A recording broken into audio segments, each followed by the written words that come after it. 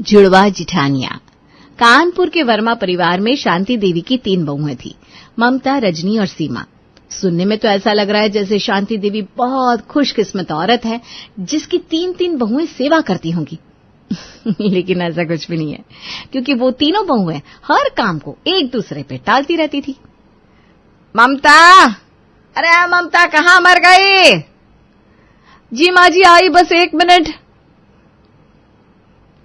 शांति देवी इंतजार करती रही और ममता आराम से 10 मिनट के बाद आई। जी मम्मी जी बताइए। अरे इतनी जल्दी क्यों आ गई? आराम से कल ही आ जाती। क्या मम्मी जी, आप भी मजाक करती रहती है। एक तो ये मम्मी जी क्या लगा रखा है? पहले तो तू अच्छा खासा माँ जी बोला करती थी, जब से ये सीमा आई है तब से तुम लोगों ने भी मम्मी जी कहना शुरू कर दिया। ओके सॉरी माँ जी, बताइए क्या काम है? देख, मुझे शाम को जरा बाहर जाना है, मेरी इस साड़ी पर प्रेस कर दे। अच्छा ठीक है, कर देती हूँ। ममता साड़ी लेकर शांति देवी के कमरे से निकलकर जैसे ही आगे बढ़ी तो उसको रजनी दिख गई। उसने फौरन रजनी से कहा, रजनी एक काम करो, ये माँ जी की साड़ी है, इस पर प्रेस कर दो। लेकिन ये तो उन्होंने आपको दी है ना? हाँ मुझे दी है, लेकिन उन्होंने कहा किसी से भी प्रेस करवा दो, तो तुम कर दो। मैं जरा कुछ काम से जा रही हूँ। ओके ठीक है। ममता ने साड़ी रजनी को पकड़ाई और फौरन अपने कमरे में भाग गई। रजनी प्रेस करने चली गई थी, तभी उसकी नजर सीमा पर पड़ी। अरे सीमा, इधर आओ, ये मम्मी जी की साड़ी है, इस पर प्रेस कर दो। मैं क्यों करूं? और ये तो उन्होंने ममता दीदी को दी थी, आप लिए क्यों घूम रही हो? हाँ पर उनको कुछ काम है और मुझे भी, इसलिए पकड़ो और प्रेस कर दो। रजनी ने वो साड़ी सीमा को पकड़ाई और वहां से जाने लगी, पर सीमा चिल्ला पड़ी, ममता दीदी, ममता दीदी। क्या है, क्यों चिल्ला रही हो सीमा? किसकी बुआ मर गई? बुआ किसी की नहीं मरी है, पर आप ये बताइए, जब मम्मी जी ने आपको काम दिया था तो आपने रजनी दीदी को क्यों पकड़ा दिया? इन्होंने मुझे पकड़ा दिया, मैं नहीं कर पाऊंगी। आपको दिया है काम, आप ही करो। सीमा का ये चिल्लाना शांति देवी ने सुन लिया और वो बाहर आ गई। अरे क्यों चिल्ला रही हो? पहले ही सर में दर्द हो रहा है, तुम तीनों और दिमाग खराब करती हो। मैंने क्या किया माँ जी? चिल्ला तो ये सीमा रही है, जरा सा काम क्या बोल दो तो ये से होता नहीं। सच में माँ जी, ये बहुत आलसी है। ना मैं आलसी हूँ, ना काम चोरी करती हूँ। जो डायरेक्ट मुझसे कहा जाता है वो मैं जरूर करती हूँ, लेकिन किसी और का काम क्यों करूँ? अरे तो हम दोनों तुझसे बड़ी है ना, हमारा कहा मान नहीं सकती? बड़ी तो मम्मी जी भी है आप दोनों से, लेकिन उनकी बात तो आपने मुझ पर डाल दी। अरे बस करो, चुप रहो, अब कोई नहीं बोलेगा। एक साड़ी पर प्रेस करने के लिए तुम तीनों को मौत आ रही है। चलो अब तुम तीनों ही करोगी।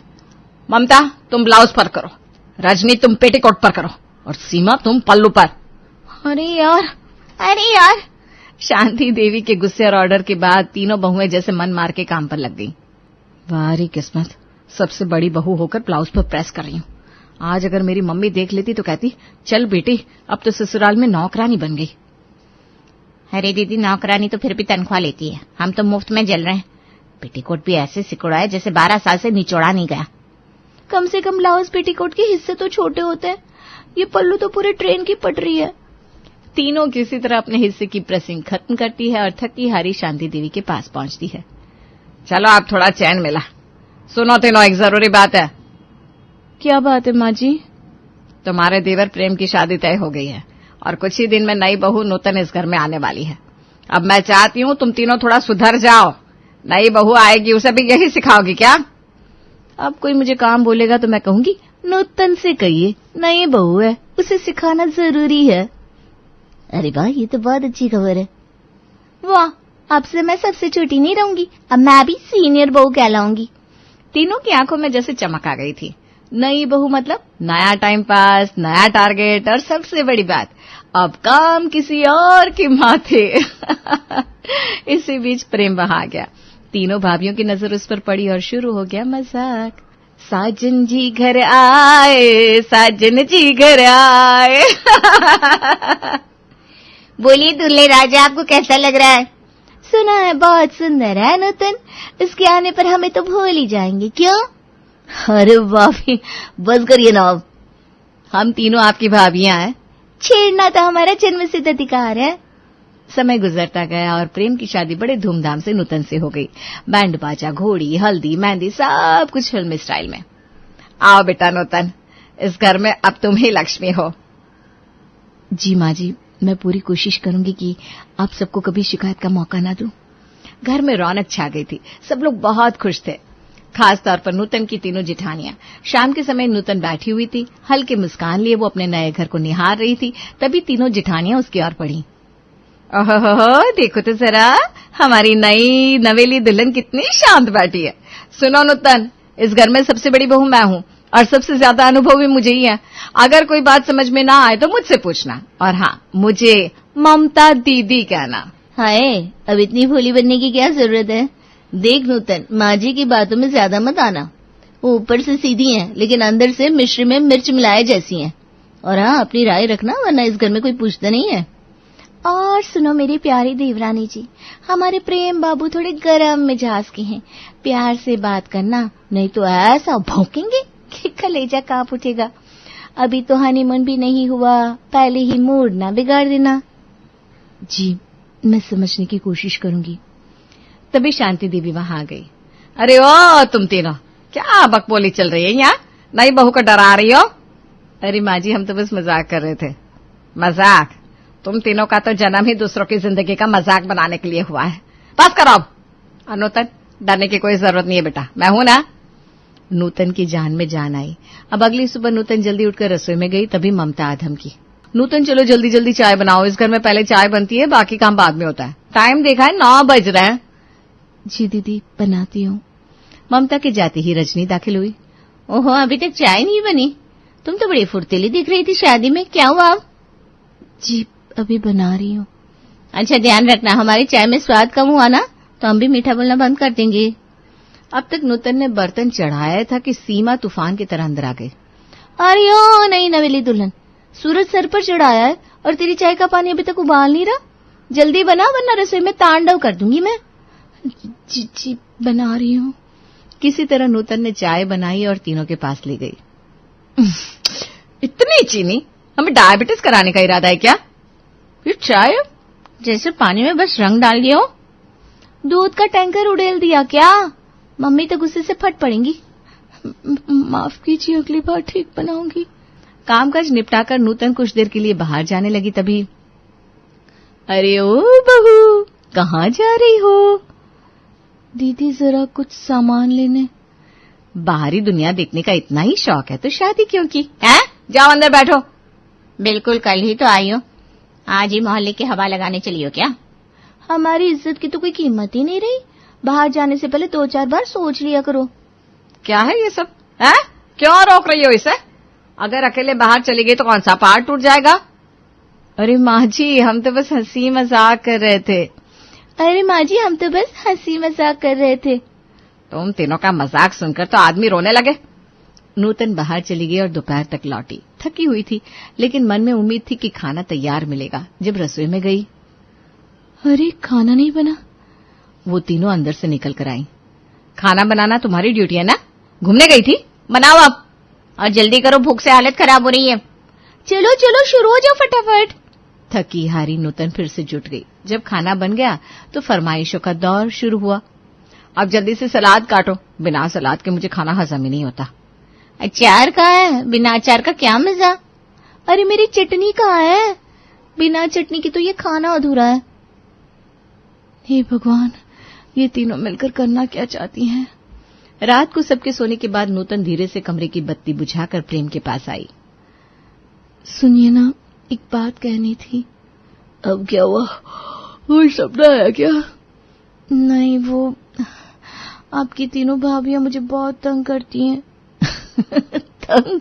क्या करती हैं? डांस करा दिए क्या? नहीं, मैं कोई भी काम करूं तीनों एक साथ टपक पड़ती हैं, जैसे तिकड़ी भूतनी। एक कहती है नमक ज्यादा है, दूसरी कहती है नमक कम है, तीसरी कहती है तू ही नमक है। मतलब तीनों एक ही चीज में टोकती हैं। ऐसा लगता है तीनों जुड़वा हैं। अरे तो तुमसे तो नमक भी जलता होगा। अरे छोड़ो ना, वो सब मजाक करती हैं, दिल की बुरी नहीं है। थोड़े दिन में तुम भी समझ जाओगी। लेकिन मैं तो समझ गई हूँ, यही कि मैं समझने के लिए ही बनी हूँ। सो जाओ यार, टेंशन मत लो, सब ठीक हो जाएगा। पर सुनो तो। अरे यार, बहुत तेज नींद आ रही है, कल बात करते हैं, गुड नाइट। नूतन कुछ और कहना चाहती थी, लेकिन प्रेम के तो खर्राटे बजने लगे। बेचारी नूतन मन महसूस कर लेट गई। सुबह हुई, आंगन में नूतन फूलों में पानी दे रही थी, तभी राधा पड़ोसन जैसे छुपे एजेंट की तरह आ पहुंची। ओहो, नई नवेली बहू, कैसी हो बिटिया? ठीक हो आंटी जी, आप सुनाइए। हम तो ठीक है, पर तेरी तीनों जिठानियां कैसी हैं? तंग तो नहीं करती? नूतन खुद से तो कुछ कहने वाली नहीं थी, लेकिन अब जब सामने से सवाल आ गया तो रहा भी नहीं गया। वो शुरू हो गई। मत पूछिए आंटी जी, मुझे उठते ही चाय बनानी पड़ती है, फिर तिकड़मबाजियां चालू हो जाती हैं। एक कहती है चाय ऐसी बनाओ वैसी बनाओ, दूसरी कहती है बाहर मत जाया करो, तीसरी मम्मी जी का डर दिखाती रहती है।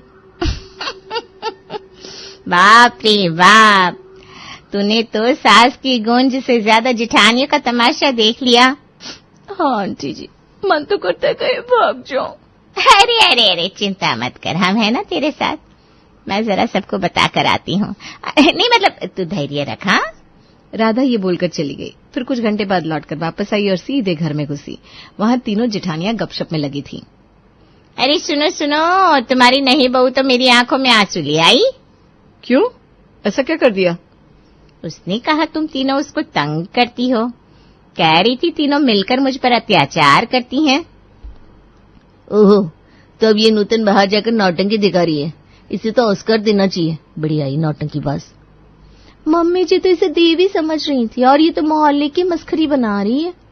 राधा तो चुगली करके चली गई और वो तीनों पहुंची नूतन के कमरे में। वो भी गुस्से से आग बुबला। नूतन, जरा सामने आना। हमें बताओ, तुमने राधा को क्या क्या कहा? हाँ हाँ बोलो बहना, कौन सा टीवी सीरियल शूट करवा रही थी तुम? माफ कीजिए, मेरा मतलब वो नहीं था, बस हल्की फुल्की बात थी। तो अब सजा सुन, घर के सारे कपड़ों पर प्रेस करेगी और ध्यान रहे, गलत प्रेस हुई तो रॉकेट में भेज देंगे तुझे। नूतन आंखों में आंसू लिए प्रेस ले आई। एक तरफ कपड़ों का पहाड़, दूसरी तरफ जलता हुआ प्रेस। उधर तीनों मस्त होकर शांति देवी के पास जा पहुंची। माँ जी, ये नूतन ना बहुत चालाक निकली, बाहर जाकर हमारी बुराई करती है, कहती है हम उसे जलील करते हैं। हम तो सोच रहे थे वो कितनी भोली है, पर वो तो मोहल्ले की नेता निकली। माँ जी, आप ही कुछ करो, ये लड़की तो घर तोड़कर मानेगी। शांति देवी ने चश्मा नीचे किया और तीनों को ऊपर से नीचे देखा। तुम लोग भी ना हर बात में मिर्च मसाला डाल देती हो। जाओ जाके अपना काम करो, मैं जानती हूँ तुम लोगों को। तीनों का मुंह बन गया जैसे किसी बच्चे का खिलौना छीन लिया गया हो। फिर एक सुबह नूतन वॉशिंग मशीन के पास अपने कपड़े डाल रही थी। अभी उसने 2 ही कपड़े डाले थे कि पीछे से एक भारी भरकम आवाज आई। अरे नूतन, मशीन चला रही हो? वैसे मैं सोच रही थी मेरे भी कुछ कपड़े धोने हैं, लो पकड़ो। कहते कहते ममता ने गीले तौलिए, चादरें, कुर्ते, पजामा का पहाड़ सा उसकी गोद में पटक दिया और मुस्कुराते हुए चलती बनी। दीदी, पर मशीन का लोड? हाँ हाँ, मशीन बड़ी है, सब कुछ सह लेगी। नूतन अभी इन कपड़ों को समेट रही थी कि पीछे से दूसरी आवाज आई। अरे वाह, धोबी घाट चालू हो गया क्या? ये ले, हमारे कपड़े भी पकड़। रजनी दीदी, ये तो बहुत ज्यादा हो जाएगा। अरे ज्यादा होगा तो अपने कपड़े निकाल लेना, इतना भी नहीं कर सकती क्या?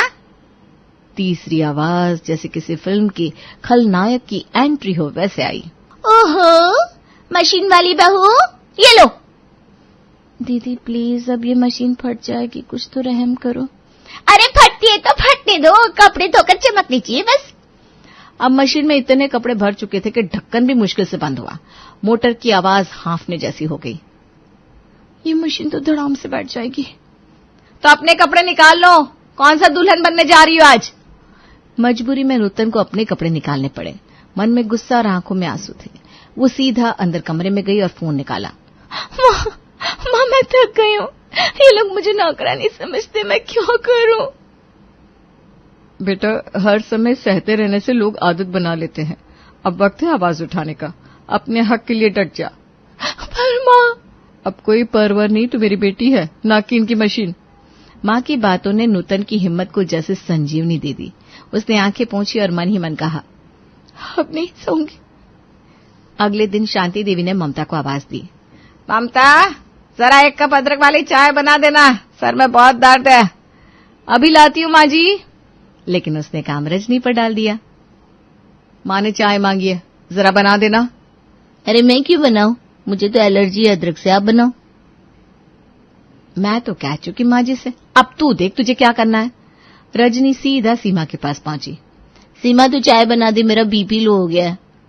अरे हाँ चाय, अब मैं नूतन से कह देती हूँ, नूतन चाय बना दो माँ जी के लिए। मुझे पता है माँ जी ने ममता दीदी से चाय मांगी थी तो वही बना लेंगी, मेरे पास समय नहीं है। क्या मतलब समय नहीं है? अब एटीट्यूड भी आ गया।